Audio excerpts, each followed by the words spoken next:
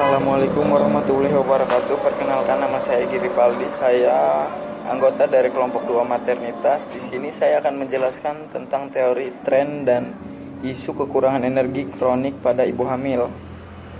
Anggotanya sebagai berikut. Yang pertama ada Bahtiar Nur Alam, Cut Marlinda, Daily by Awalia, Dian, Egy Ripaldi, Elsa, Eva Paujia, dan Fahma Paujia.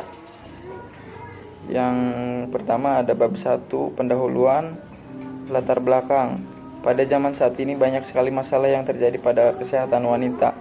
Masalah-masalah tersebut muncul mulai dari pasangan usia subur, ibu hamil, ataupun ibu pasca melahirkan. Masalah tersebut timbul karena kurangnya pengetahuan dari seseorang tersebut tentang masalah yang dihadapinya. Terjadinya masalah tersebut harus diketahui dan dipelajari agar tidak menambah angka kenaikan terjadinya masalah-masalah tersebut.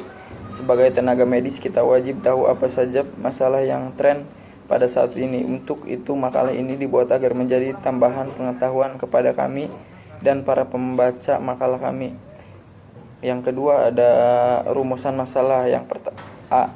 Apa itu tren dan isu? Yang kedua, B. Bagaimanakah tren dan isu keperawatan maternitas terkait dengan kesehatan wanita? Selanjutnya, ketiga, tujuan. Pembuatan makalah ini bertujuan agar kami dan pembaca mengetahui dan memahami tentang tren dan isu. Tren dan isu. Tren adalah hal yang sangat mendasar dalam berbagai pendapatan analisa.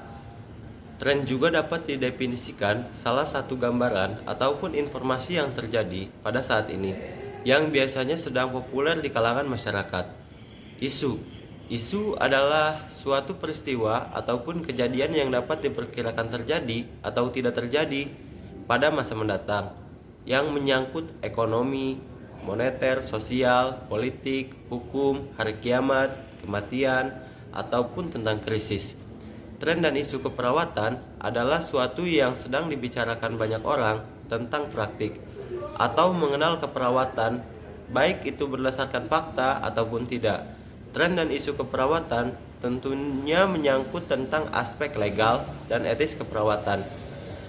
Tren dan isu keperawatan maternitas terikat kurang energi kronis pada ibu hamil. Menurut Menkes RI di pidatonya pada acara upacara peringatan Hari Kartini pada 20 April 2018, berdasarkan data Riskesdas 2013, di Indonesia masih terdapat masalah tingginya angka anemia pada perempuan sebesar 23,9%. Anemia ibu hamil 37,1%. Kurang energi kronik atau KEK usia subur 20,8%. Kurang energi kronik atau KEK pada ibu hamil 24,2%. Ya, saya di sini akan menjelaskan tentang kekurangan energi kronis pada ibu hamil. Jadi, menurut Departemen Kesehatan Republik Indonesia di tahun 2002 menyatakan bahwa kurang energi kronis merupakan keadaan di mana ibu penderita kekurangan makanan yang berlangsung pada wanita usia subur atau WUS dan pada ibu hamil. Nah, WUS ini apa sih? WUS ini usia organ reproduksinya masih berfungsi dengan baik di antara umur 20 sampai 45 tahun. Nah, pada puncak kesuburannya di umur berapa? Di umur 20 sampai 29 tahun. Nah, di umur itu lagi subur-suburnya. Bisa kemungkinan 95% untuk bisa hamil. Nah, kurang gizi kronis ini disebabin sama apa sih? Disebabin sama karena tidak mengkonsumsi makanan dalam jumlah yang cukup atau makanan yang baik dalam periode atau kurun waktu yang lama untuk mendapatkan kalori dan protein dalam jumlah yang cukup, atau disebabkan oleh penyakit kronis lainnya. Nah, di kekurangan energi kronis juga ada akibatnya, akibat kekurangan energi kronis pada ibu hamil, yaitu yang pertama, terus-menerus si ibunya merasa letih atau lesu. Terus yang kedua ada kesemutan, yang ketiga mukanya tampak pucat. Terus yang keempat itu kesulitan sewaktu melahirkan. Yang kelima, air susunya tidak keluar, tidak cukup untuk memenuhi kebutuhan bayi. Terus ada akibat kekurangan energi kronis saat kehamilan terhadap janin yang dikandung. Ada yang pertama ada keguguran, Yang kedua, pertumbuhan janin terganggu. Yang ketiga, hingga bayi lahir dengan berat rendah. Terus yang keempat, perkembangan otak janin terlambat, hingga kemungkinan nanti kecerdasan bayinya jadi berkurang karena lahir sebelum waktunya atau prematur. Nah, terus yang kelima itu kematian pada bayi. Faktor-faktor yang mempengaruhi kekurangan energi kronik atau KEK menurut Jamilah 2008 antara lain: A. Jumlah asupan makanan. Kebutuhan ibu hamil lebih banyak daripada kebutuhan wanita tidak hamil. Upaya pencapaian kebutuhan gizi yang cukup dengan penyediaan pangan yang cukup. Contohnya yang mengandung asam folat, vitamin B12, vitamin D, zat besi, kalsium, serat, vitamin C, asam lemak tidak jenuh, dan lain-lain. B. Usia ibu hamil. Semakin muda dan semakin tua umur seorang ibu hamil akan berpengaruh terhadap kebutuhan gizi yang diperlukan. Umur muda perlu tambahan gizi yang banyak karena selain untuk pertumbuhan dan diri sendiri juga untuk janin yang sedang dikandungnya. Sedangkan umur tua perlu energi yang besar karena fungsi organ yang melemah dan harus kerja maksimal. Maka memerlukan energi yang cukup untuk mendukung kehamilan yang sedang berlangsung. Beban kerja atau aktivitas seseorang berbeda-beda. Seseorang dengan aktivitas yang berat otomatis dia memerlukan energi yang lebih besar daripada mereka yang hanya tinggal duduk atau rebahan saja. Pada dasarnya, semua aktivitas yang kita lakukan sehari-hari semuanya memerlukan energi. Jadi, semakin banyak aktivitas yang kita lakukan, otomatis kebutuhan energi juga meningkat. Namun, untuk seorang ibu hamil, kebutuhan zat berbeda karena selain untuk beraktivitas, zat-zat gizi juga digunakan untuk perkembangan janin yang dikandungnya. Normal kebutuhan energi untuk ibu hamil 203 sampai 263 kcal per harinya, dan juga berat badannya meningkat 10 sampai 12 kg dan tidak ada perubahan tingkat kegiatan. Dapat rentan untuk tubuh terkena penyakit infeksi atau malnutrisi. Karena infeksi ini dapat mempermudah status gizi dan mempercepat malnutrisi. Mekanismenya yaitu yang pertama, penurunan asupan gizi, contohnya kurang nafsu makan.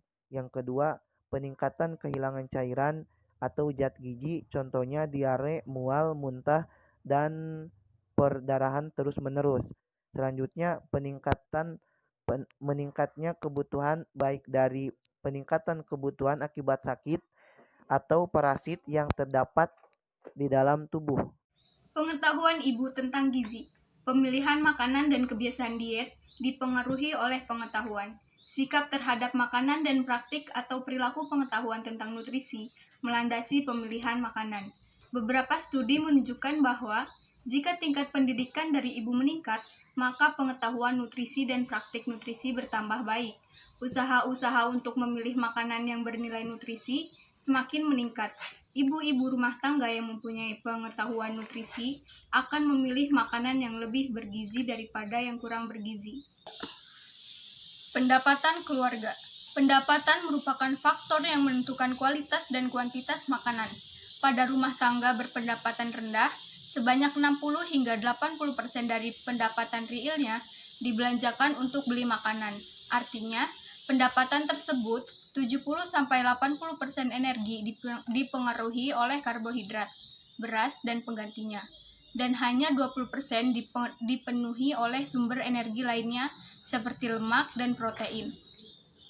Pendapatan yang meningkat akan menyebabkan semakin besarnya total pengeluaran termasuk besarnya pengalaman untuk pangan. Pemerkaan kehamilan, perawatan antenatal.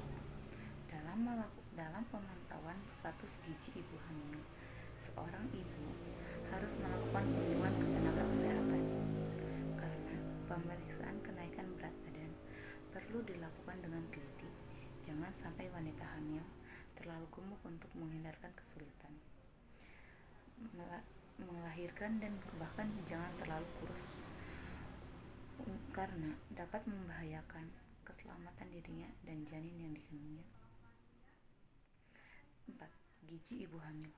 Kebutuhan zat gizi pada ibu hamil secara garis besar adalah sebagai berikut. A. Asam folat.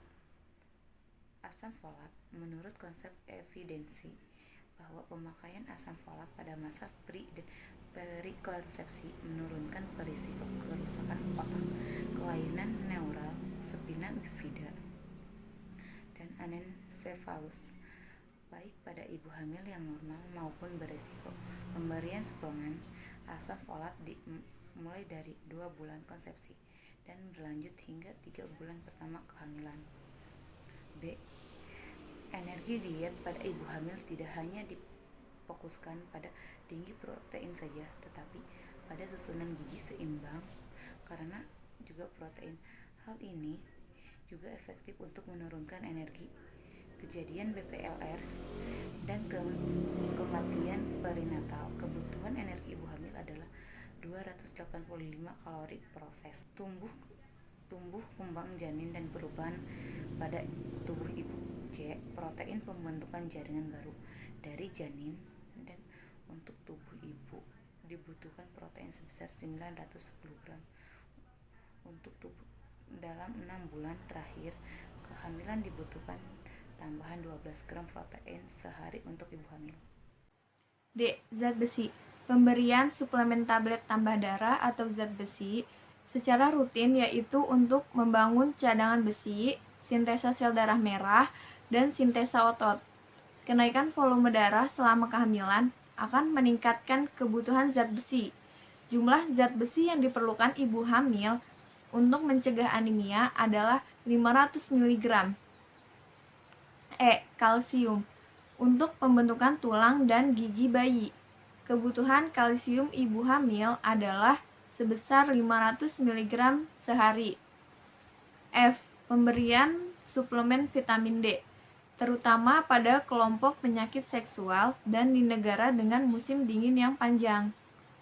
G. Pemberian yodium, terutama pada daerah endemik kretinisme. Dikarenakan adanya penyakit kekurangan energi kronis ini yang terjadi pada wanita usia subur dan wanita hamil, menurut Kepala Badan Penelitian dan Pengembangan Kesehatan Litbangkes Kementerian Kesehatan RI, Dr. Siswanto, MHP, DTM, menyatakan bahwa remaja di Indonesia masih ada yang memiliki pandangan bahwa mengenai body image yang kurus dan kecil itu dianggap cantik.